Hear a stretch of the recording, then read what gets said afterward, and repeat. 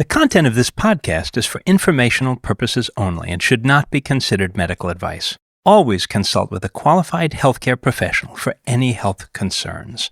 Take care of yourself out there.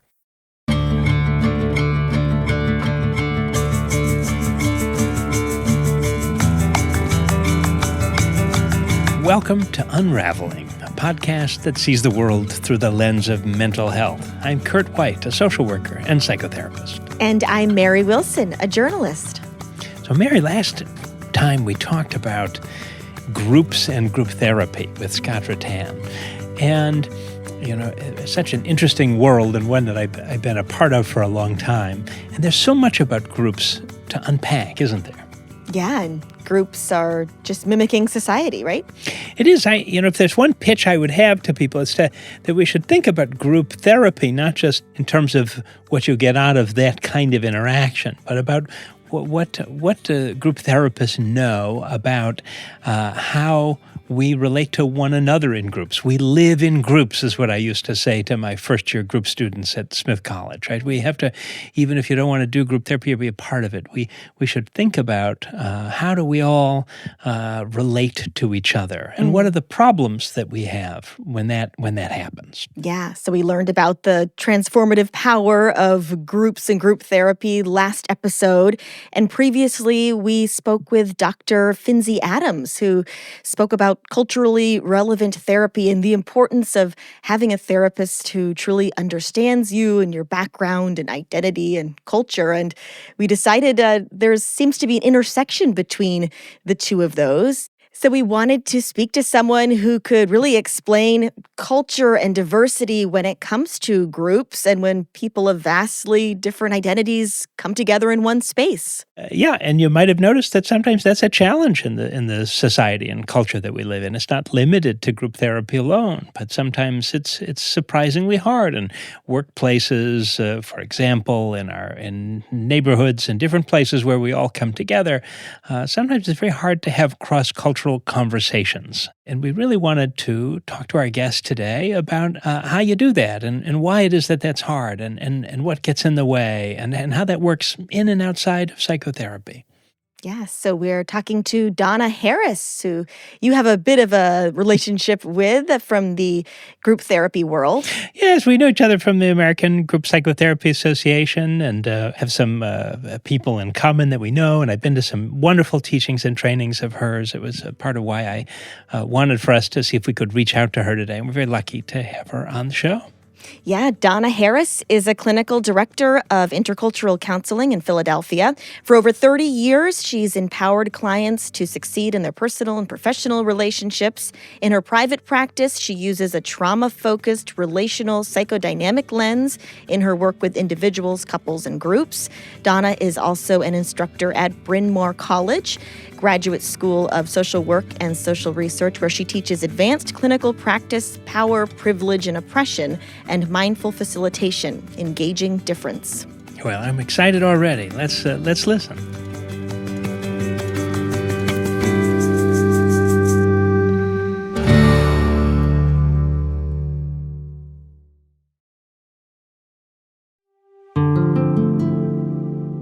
Hi, Mary cutting in to thank you for listening and to ask that you please give us a good review and share with a friend if you're enjoying what you're hearing. And we're also interested in hearing from you. If you have thoughts, feedback, suggestions for further topics that we might discuss or anything you'd like to share, you can call us and leave a message at 1-802-258-POD3. That's 802-258-POD3, or send us an email or a voice memo at Unravel, UNRAVEL, at BrattleboroRetreat.org. Unravel at BrattleboroRetreat.org. We'll put that also in the show notes. Back to the show.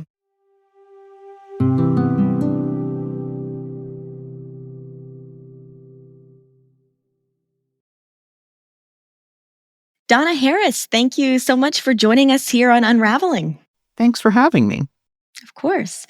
Well, in a world where differences can really divide us, I think your work reminds us that healing and connection are still possible, especially when we gather in community. So I'd love to start the interview just by asking you, What does true connection across cultures really look like to you, and especially in a group setting? How long do we have? No, I'm kidding. True connections in a group setting. Um, it's complicated because groups really mirror society, right? Whatever happens in society and in our world is going to happen in any kind of group that occurs, any kind of therapy group or social group, support group, and so forth.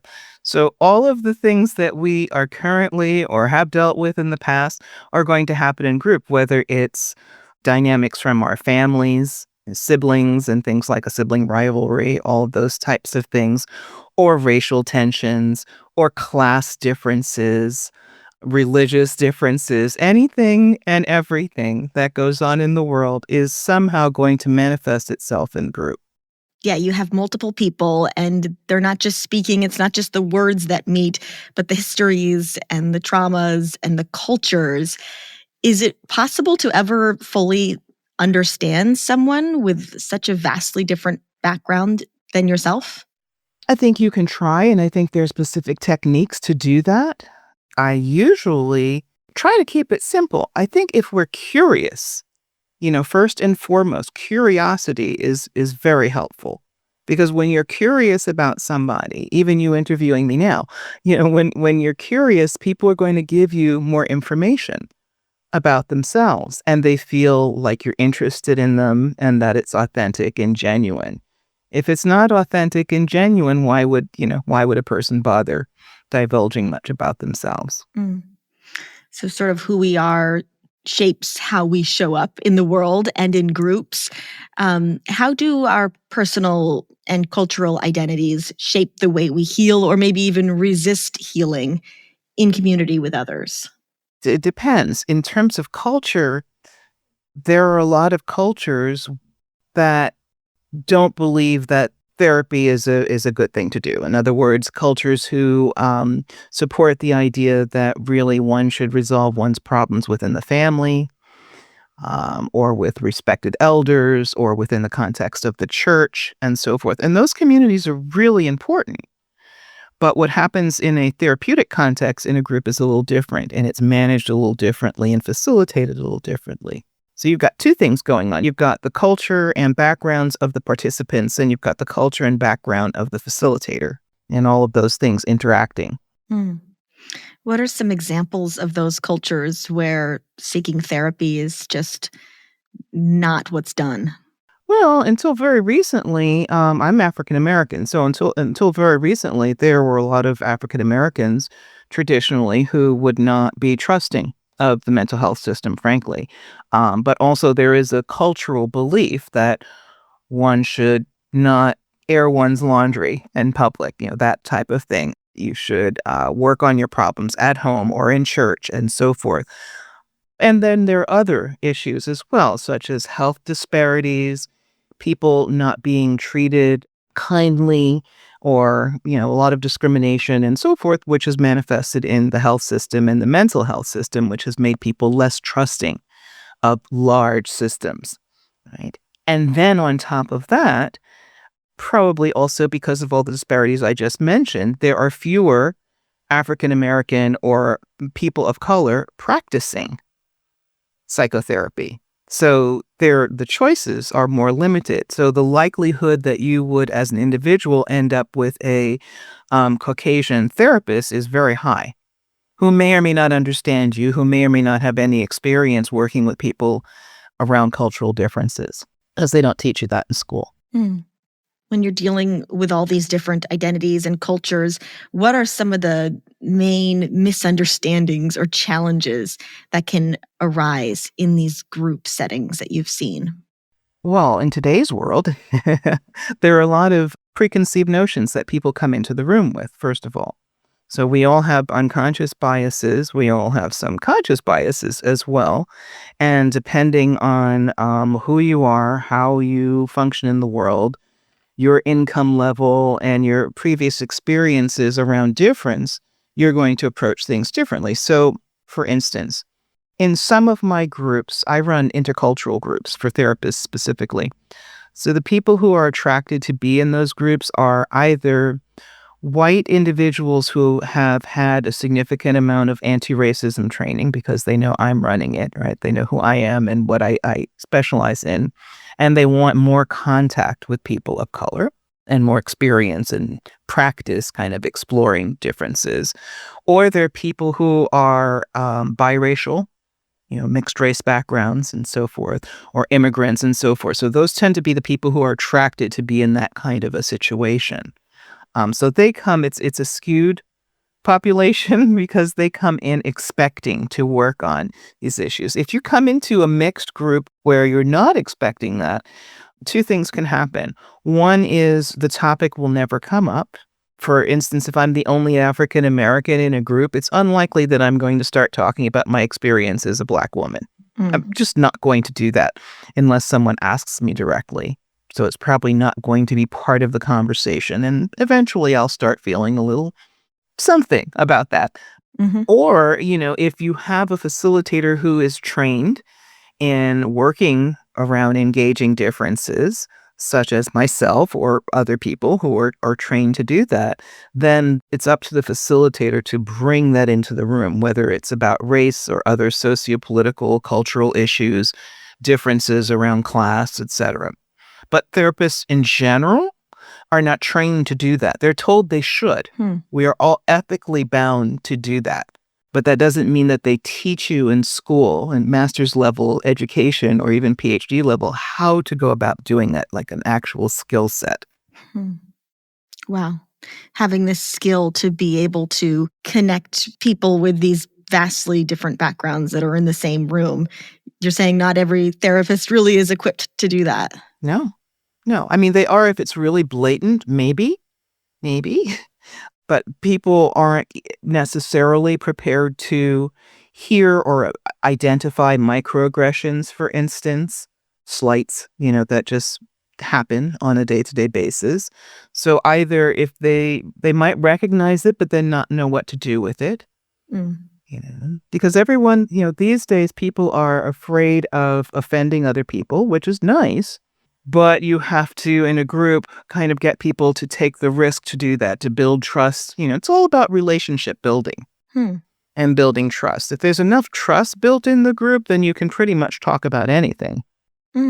So it's almost like you don't want to shy away, actually, from possibly offending someone because you would be holding back a part of yourself? Well, you'd be holding back a part of yourself. It's also a missed opportunity. Right? If we're only talking about, really polite, superficial things, we're not going to get very far. It's not going to be very interesting in terms of a conversation. If we're there to really work on some of the issues that we have or some of the ways in which we interact with others, which is primarily the focus of group, it's on interpersonal relationships, right? So if we're there to do that, then that includes everything. Who you are, what your biases are, what you think, think gender bias. If I'm a man in a group, I might come in with certain preconceived notions about women and vice versa. As a matter of fact, someone said something in my group the other day. Everyone laughed, but I was running a training and someone came in and said, "Oh, I had to stop because my husband was looking for the checkbook." And everyone laughed and said, "Well, of course he didn't know where the checkbook was." Right? So, of course, this was a woman saying that. And the men in the group were like, "Wait a minute, what does that mean?" So that's a really minor slight, but it is a slight nonetheless. And people had feelings about that. Is it sort of hard to find the balance between, you don't want to be disrespectful to other people or say something that could hurt someone's feelings, but then again, part of that discomfort you're saying is just part of this process? Yes. No. So when I teach or run groups or anything that I do, I usually start off by saying, it is impossible for me to guarantee a feeling of safety for everyone in this room. I'm not capable of doing that. I also don't even know what that means for everybody because it's going to be different for everybody. And so I set the stage that we're going to be swimming in discomfort or just a bit. But I also set the stage with certain ground rules whereby people don't have to respond to a question if they don't want to, where people identify that they're feeling uncomfortable or that there's a reaction that they have. like, ouch, that, I felt something when you said that. They may not even know what the something is. Mm. How important is that in building trust and knowing that you can be vulnerable enough to say these things that could strike a chord with someone else in not a great way? It's huge, really, in any group, whether we're talking support group, self-help. A facilitator wants to first and foremost pay attention to intent, what people's intentions are. And I always assume that people are well-intentioned, right? Especially if they're in a group, they're looking for something, right? So you're well-intentioned when you start coming into this group, but also on the impact that people have on each other. Because just because I'm well-intentioned doesn't mean that I'm not, as you said before, going to offend somebody. And I use myself a lot too as a facilitator. So I'll say, I will offend somebody. And I want you to let me know when I do. Not if, when. Because I want an opportunity to understand what happened. And are you finding that some people come into these groups already with mistrust, or based on how someone looks or their identity, culture, they already have this sense of mistrust for another group member? Absolutely. That's part of the challenge, and part of what we have to figure out as group facilitators. Like, I wonder why you responded to so and so that way. Does that have something to do with your background, your family, your experiences with people who, let's say Mary Sue reminds you of, what is going on there? That's part of the work. What's familiar about this interaction? And do you feel that mistrust for the facilitator of the group as well sometimes? Sure. Of course. But that's, you actually want that. Yeah. So let me clarify what I mean by that. In terms of facilitating a group and running a group, there are times where it's better for the group, because that's what you're always trying to focus on, what's good for the group. So there are times where it's better for the group, for the facilitator to kind of become this lightning rod. So I might say, if I see someone kind of attacking someone, not physically, but verbally, in a group, I might redirect that attention towards me. I might say something like, well, maybe it's my fault that I didn't set something up, or I didn't do something, or say something, or intervene in some way. And I'm redirecting their anger towards me. So that is a technique that's done pretty commonly in a lot of different theoretical perspectives. But it's also why it's important to have affinity groups sometimes. Yeah, tell me about affinity groups. Well, there are all kinds of different affinity groups. You can have racialized affinity groups. A lot of trainings, like anti-racism trainings and so forth, will start out with a big, large group of people, and they will have people break into affinity groups. So, white identified people might be a group.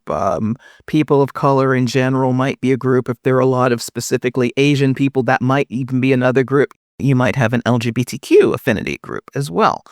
So really, you're talking about people being grouped based on some aspect of their identity. You could have a women's affinity group, a men's affinity group, but people are going to have very different conversations than in a mixed group. And you think more healing can happen in these affinity groups, or just a different kind? It's different.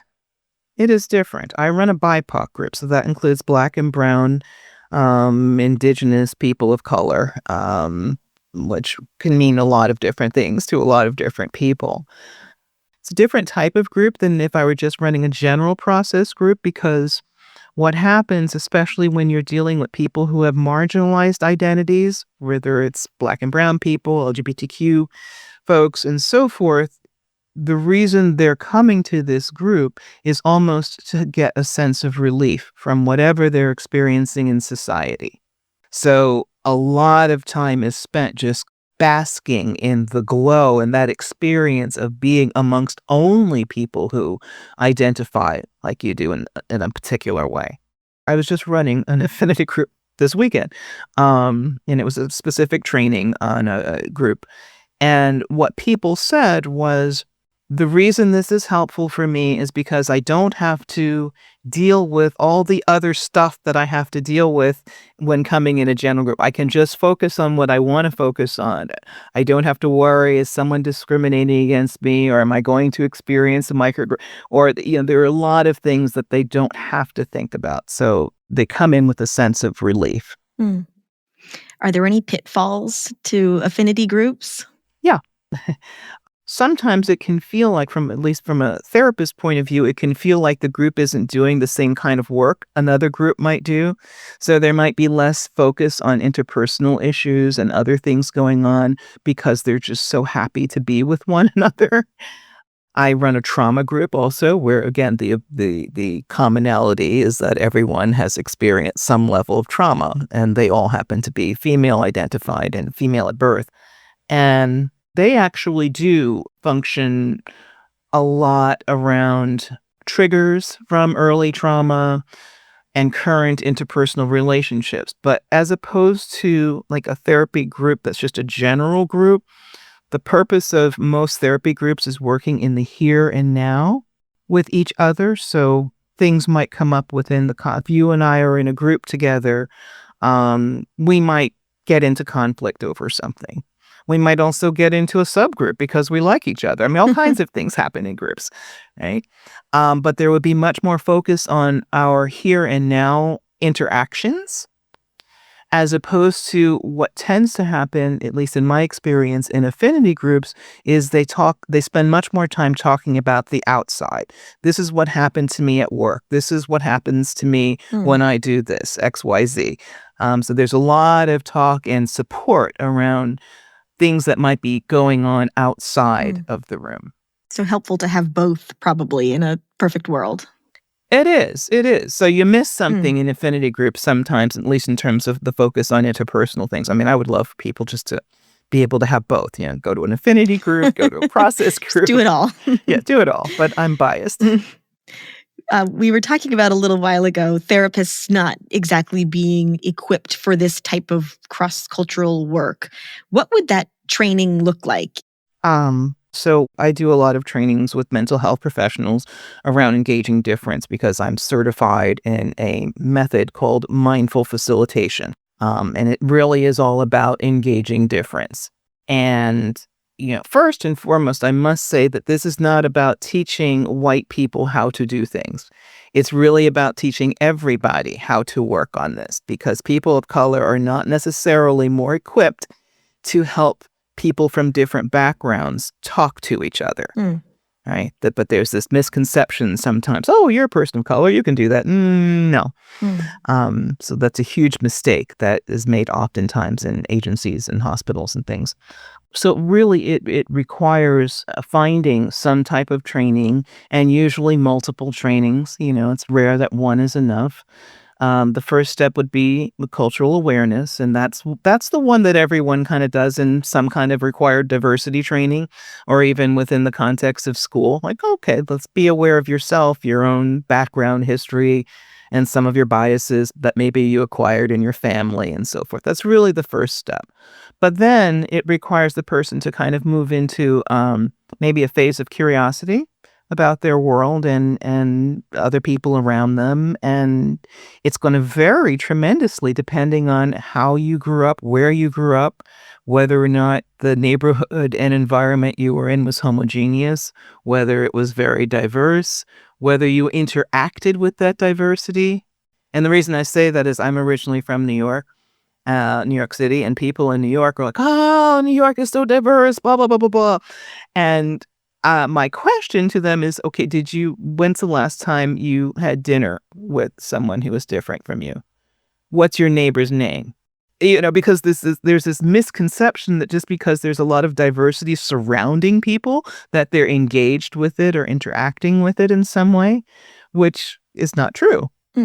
So there's learning how to support and engage and validate people who are different. So if you're different than me, this is what happens in schools normally when they tell people you are ethically required to work with people who are different from you. And let's say it's you and I again, And usually therapists say something very awkward in the beginning, like, "Wow, Mary, I noticed that there's a difference. You appear white at least, and I would check with you and say, is that accurate? Because you might not be, first of all, and I'm African American, and I'm wondering, whether or not there's an impact for you." All right, so a therapist might start out by saying something like that. Usually, that line, although very well intentioned, kind of falls in the room like a brick. Hmm. You would nod very politely and say, "Oh, yes, no, it's no problem. It's fine." End of conversation. And most people don't know what to do after that. So really, people have to learn to invite the conversation. And that's part of that self-awareness piece. If you don't invite the conversation by referencing things yourself, whether we're talking race, sexual orientation, or any of the identities that I mentioned, how is your client or your group going to know that you're open to having a conversation about difference? So sort of an open-ended question. I will say subtle things all the time. I'll say, well, as a Black woman, blah, blah, blah, this is what happened, or this is what I'm thinking. But I'm not sure how it is for you as a man. Something as simple as that is introducing the topic, telling someone it's okay, we can talk about gender differences in here. What about some of those unspoken histories or the identities that aren't obvious from the outside, of generational trauma, societal power structures? How do people bring those into a group? Well, again, first it requires people to have an understanding. So the facilitator, an understanding that historical trauma exists, that it's very real. We now know that trauma is transmitted through DNA. So whether we're talking Holocaust survivors, whether we're talking survivors of some genocide in Africa, slavery, and so forth, indigenous populations, that lives inside of people. They may not know how or how it shows up. And oftentimes it shows up not so much verbally, but in terms of bodily sensations or feelings that you have no idea what that's about. So just, again, that awareness as the facilitator that you're looking for that, or at least you're listening for it.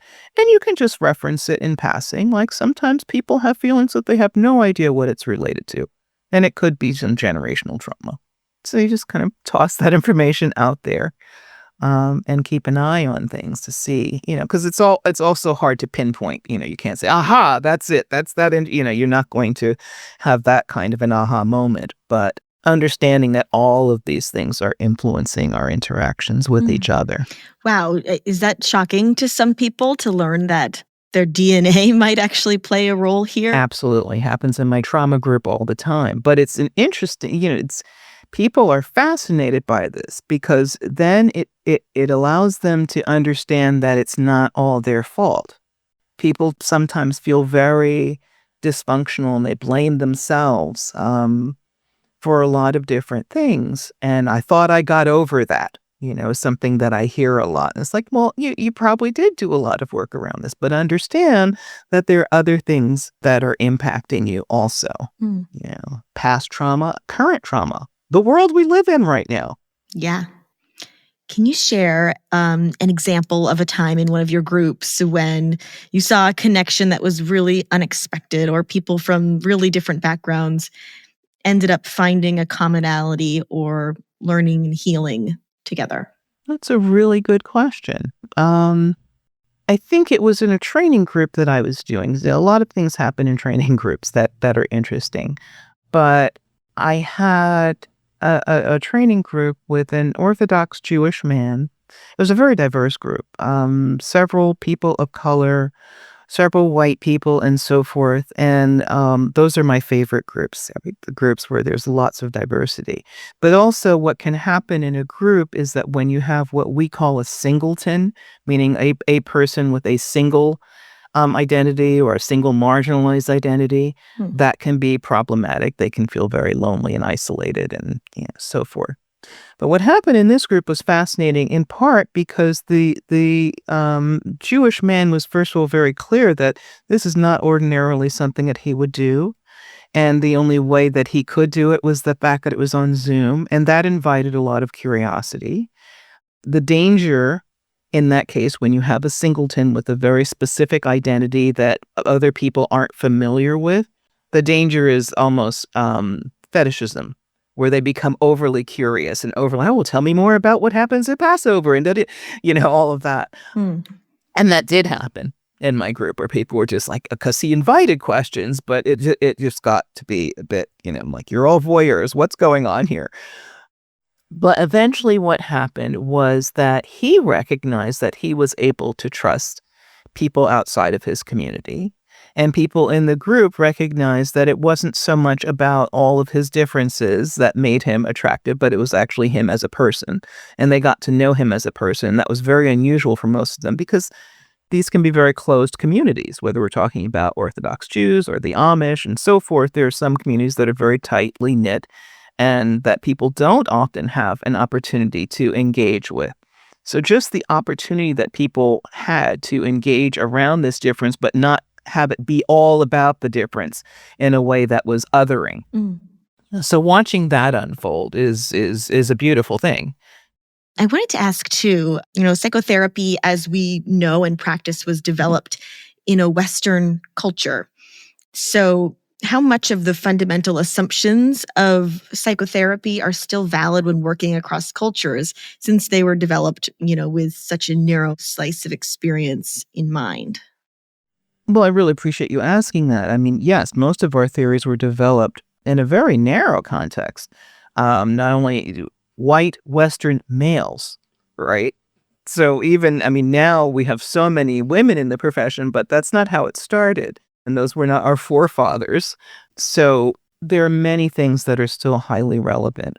But the biggest thing that stands out for me, and I think that the different theoretical models are exploring now, is that, yes, it is very important to explore intrapsychic issues are related to childhood, and behavioral patterns and things like that are all really, really important, but not to the exclusion of people's experience in the world, in the day-to-day. Mm. I come from like a psychodynamic orientation, which used to be completely associated with Freud. Fortunately, I'm more contemporary than that, so it's much more relational.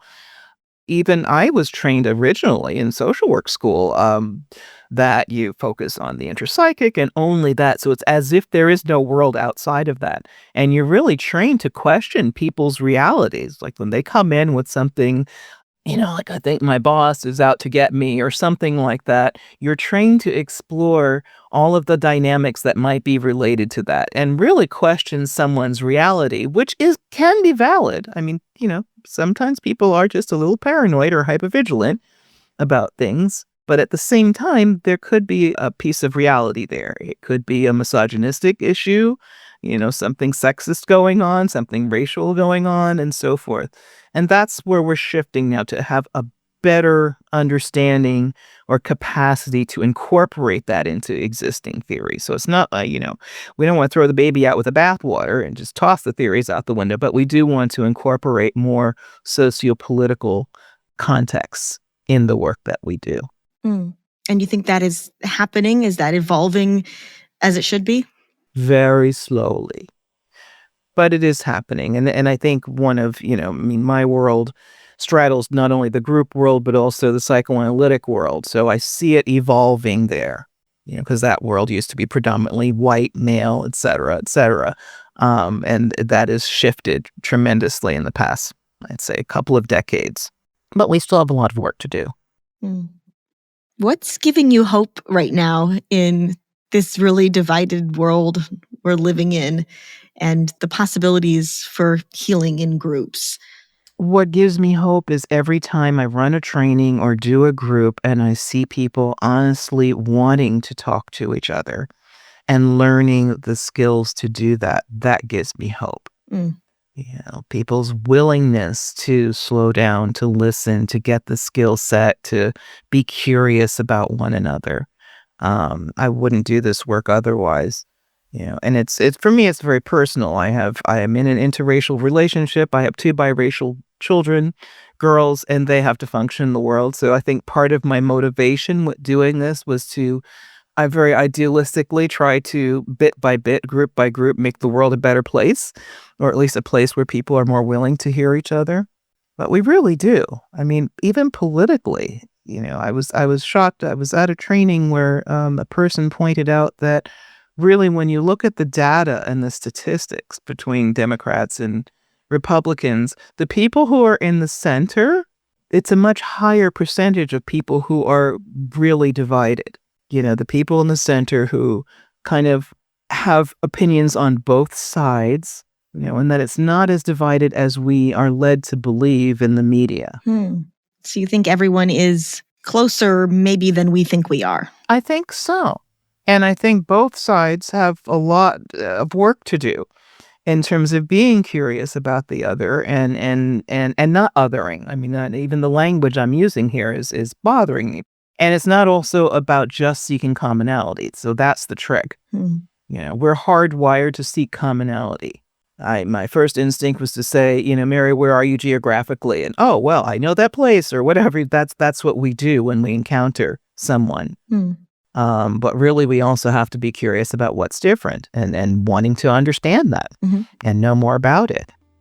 What might a first step be instead of trying to find that easy common ground? One of my favorite icebreaker exercises that I do in trainings involves people talking to each other for about 5 minutes and sharing their name and the history of their name. What is the story of your name? What I love about this exercise is that people are amazed at the depth of the conversation that evolves simply by asking someone about their name. It provides so much opportunity. How often do we ask people that? Donna, thanks so much for joining us on Unraveling. You're welcome. I love the title, Unraveling.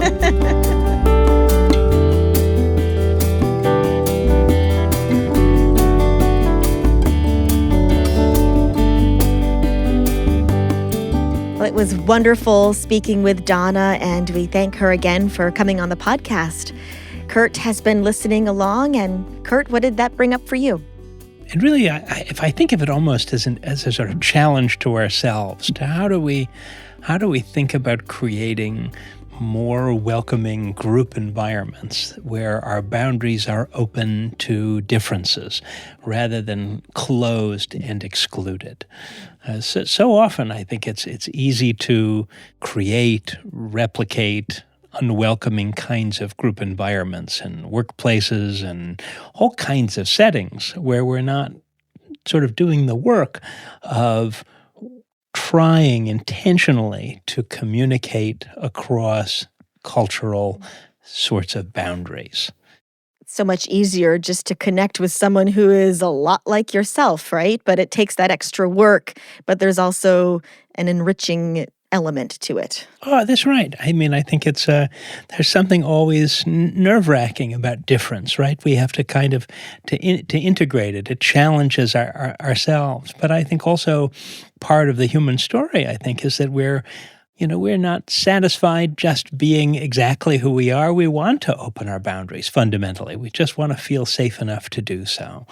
And I think sometimes that takes some effort, right? But boy, is it worth it.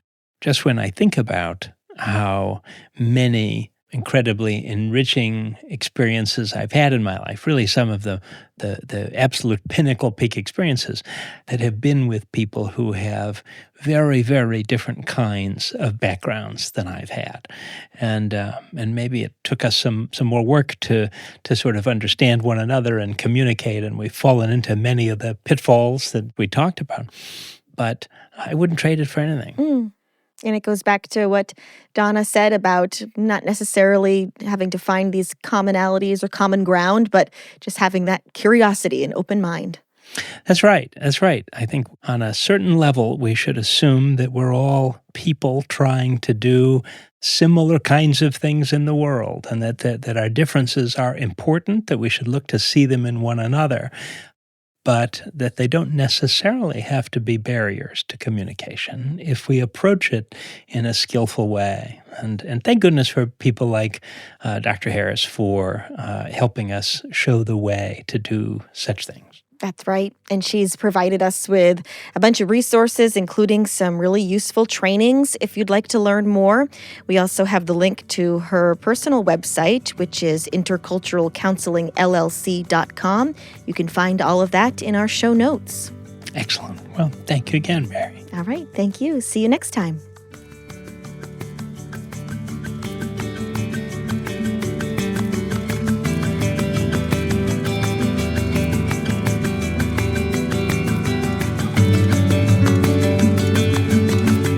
Unraveling is brought to you by Brattleboro Retreat. Our producers at Charts and Leisure are Andrew Atkin, Hans Buetow, and Jason Oberholzer. And you can find us on social media by searching Brattleboro Retreat. Brattleboro Retreat is committed to exploring diverse perspectives on mental health. While we invite hosts and guests to share their insights, the views expressed are their own and do not necessarily reflect the policies or positions of the hospital or its staff.